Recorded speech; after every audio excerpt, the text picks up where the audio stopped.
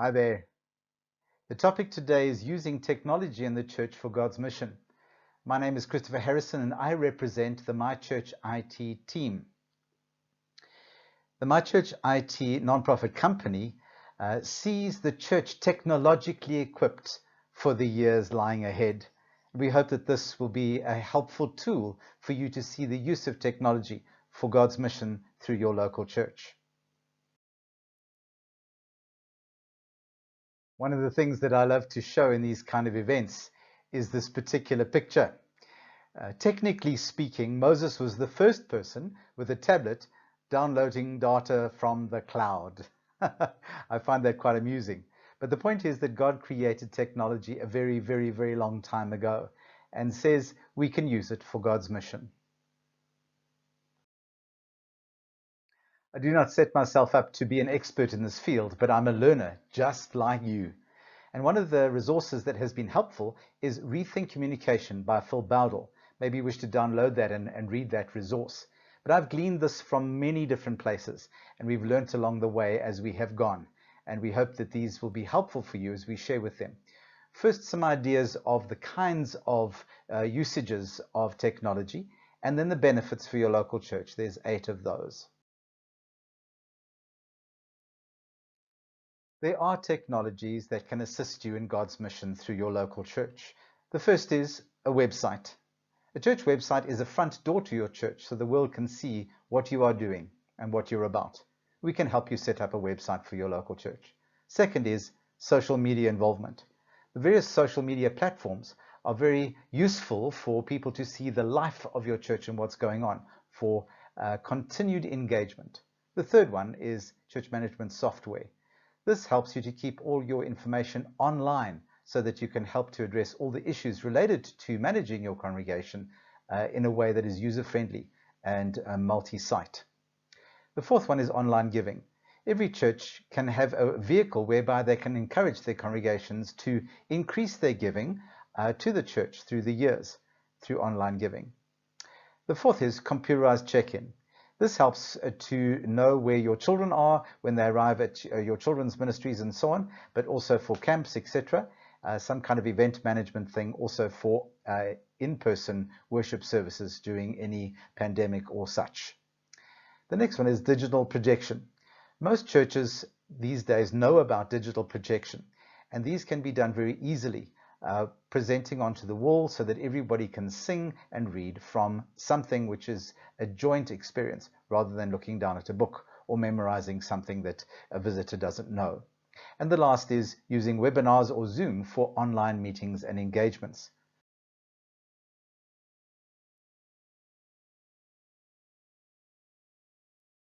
Many of the previously mentioned things we have used often over the last while and very effectively, and there are more. In these pictures, you'll see that there are many different social media platforms. My point that we are saying here is, it's not about us being comfortable. If we are missional people, we will be going to where the people are. A missional church doesn't wait for people to come to us in the attractional model. A missional church goes to where people are. And that's what Jesus calls us to do. And so we need to learn new ways of being culturally relevant to the context in which we live and to serve that context selflessly. One of the easy-to-use vehicles in our context is Facebook. As you can see, 2.23 billion people around the world are using Facebook in one way or another for personal use, but also for business. And this can be a great vehicle and tool for your local church. Think very carefully how you can use that, because it can be a very effective tool for letting people know where you are, what you are doing, and even sending out online stream messages and so on. So think about Facebook very carefully. I use that extensively, and MyChurchIT uses it as well. Next one is YouTube.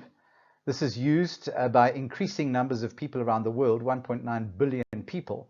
And this is a very easy vehicle for creating online content, just like this one, so that you can then circulate to your congregation using YouTube. I use this extensively for voiceover PowerPoints like this one and other messages, and this can then be stored on YouTube and made available, not for only an immediate moment, but for ongoing availability for your congregation, depending on their data accessibility and so on. So think very carefully about YouTube. The third one is WhatsApp. Now, WhatsApp is linked to Facebook and so on, 1.5 billion and increasing users around the world. There are other platforms around, but we use WhatsApp extensively because of its ability to create groups and call groups and so on for mission and connecting people together and so on. It's an easy way to be able to pass on information as well. Most people these days have smartphones. In fact, they're not making non-smartphones these days much at all.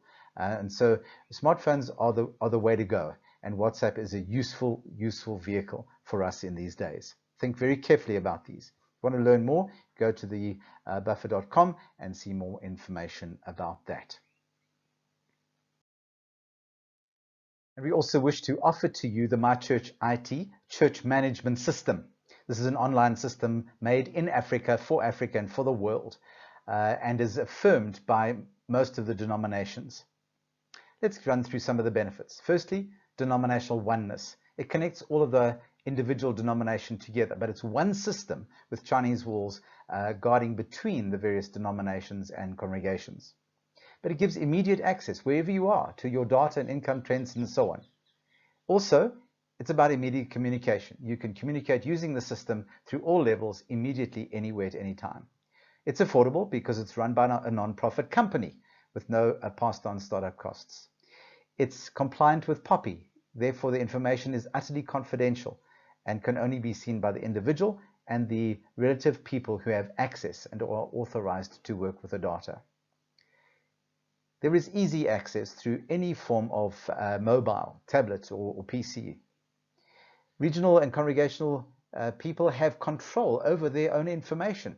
It's not our information, it belongs to the individuals, and it is protected by an agreement. It's about accuracy. You see, each member can log in themselves and update their own data. Next one, it is easy member management, including managing baptisms and visitors and all those kinds of things, your groups, etc., within the life of the church. The information is kept safe because it's kept on a server and it's backed up 3 times. There is an event registration for any church-related event like a youth camp and so on. These are all through the system. There's a financial portal for managing people's ongoing giving, petty cash, budget, cash book, all the rest of it is there for you. And also there's a children's portal which tracks the attendance of children for compliance with the Child Protection Act. So all these and more, and we'd love to tell you more about these.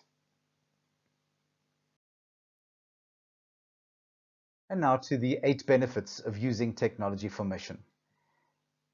The first one is expanded reach. Just like God created technology many years ago, He's saying to us now, here's technology, use it. Just as the Roman roads were built a long time ago to expand the world to the extremes of what they knew at the time, Facebook has done the same for us. So here's the question. Do you have a social media strategy for your church? How could this meaningfully help you in your mission and help you with your game planning to reach the world in which you are? It expands your reach. Secondly, it helps you with intelligent decision making. You see, leveraging data is the way the world is going right now. Data is available. And so if we start now to leverage that data, what is the context saying? What is going on in our world around us? What is the world we are reading? How can we be relevant? And it helps you to make quick, easy decisions because you have data available to you through these various platforms. So start now to leverage that data. Thirdly, oneness for collaboration and radical collaboration. You see, God is not a polygamist. He has one bride, one church. Okay? And so technology helps us to share resources together. And the pandemic around the world is helping us to share our resources. And when we have access to this information, it's not so much about ownership, it's about what we can share. And when we're willing to share, we can collaborate with each other. And that radical collaboration opens us to the wonderful world that God is at work in around us. Collaboration. The fourth one, mobilized and equipped congregations. Just think, because virtually everything is free.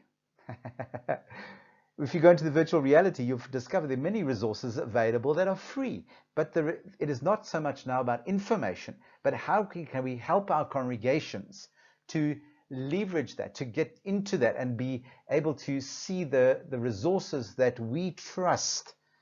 And so we help them to discern and filter those things through. So is your church leveraging technology to look at the free resources for training and disciple making and so on? And what are we doing to mobilize and equip and train our people for God's mission? Enables mass communication. You see, through all of these vehicles and the church management system, we can communicate directly to our people with personalized emails. This goes directly to the people. If you want to know more about that, Christianity Today has an article around these things. But there's a sixth one. It enables greater community engagement. Now, Leans and others in South Africa are local evangelical area networks where churches are working together in their regions, in their locations, in their suburbs to reach people and offer the gospel and offer food and care and support and counseling and so on through in traumatic times. So we can create a greater community engagement through using technology. Just think about this. When you go to church, sometimes in a building, people sit next to each other for every week, but they don't greet each other. In these kind of networks, you can connect people together for a greater way of engagement. Number 7, it enables dynamic discipleship. You see, when you can take your message on a Sunday, put it on a YouTube PowerPoint or into a YouTube per se, you can then put that available to folk. You can then set up a group meeting through WhatsApp or Zoom or whatever else to discuss that in your local church together. And so you can leverage disciple and training using online resources. Now, this is wonderful because people who can't come to evening meetings or can't travel can be able to connect in with these things simply through their technology. And lastly, increased productivity. When we streamline processes, we don't have to have so many administrative stations and so on. We can mobilize people for the real mission of God. And these systems and things help us to be equipping others so that they can get on with the real work.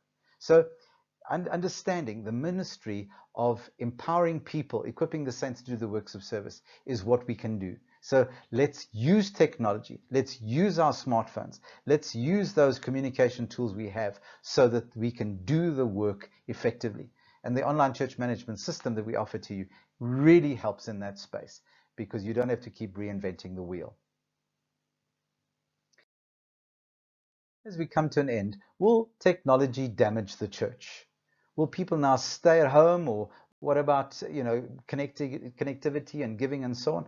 Well, there are many questions around this, and you can read the blog that was put together in this particular space. Yes, we need to use technology wisely because it can hurt people and make them feel alienated if they're simply a product of what we are producing, a recipient of a delivery, as opposed to a person that is engaged with.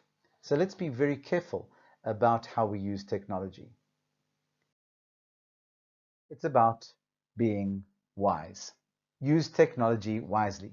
In the end, we want to make sure that it's us who uses technology rather than technology using us. And so get familiar with technology so that technology then can be a tool that you can use easily. And the more familiar you are with it, the more easy you are with it, the more relatable you'll become through it and others to you as well. So familiarize yourselves, use the technology wisely, and let it be to God's glory. So let's think about, lastly, content management. When you think about content management for any of your engagements with your congregation, it needs to be about engagement. It's about telling stories. It's inviting responses. How can I pray for you? What are the things I can pray for? So you're inviting response. It's not just a delivery, it's an encounter, it's an engagement. The second one is encouragement. It's about encouraging the congregation to hear the story of the gospel, hear Jesus amongst us. We come alongside each other so we are not strangers and aliens in a world. We are alongside each other so we can link in with the good news story over and over again. But only 20% of your content is information, and be very careful about that. So make sure that it's about relationship building, because it's all about loving God with all our heart, soul, mind, and strength, and a neighbor as ourselves. And we are therefore wanting to fulfill the good commandment. And the good commandment is all about love. Love your neighbor as you love yourself. Okay? Manage your content management well for the resources that you have available to you to be channeled to help people to follow Jesus. So I hope this short presentation has been helpful to you and has given you some insights. Do contact us at mychurchit.org and contact me, and my cell phone number is indicated, and we can talk further about how this can be a sense of a journey with Jesus in his mission, in his world. And so the quote I end with is, start by doing what's necessary, then do what's possible, and suddenly you are doing the impossible. So just start, and let's see where God takes you. God bless you.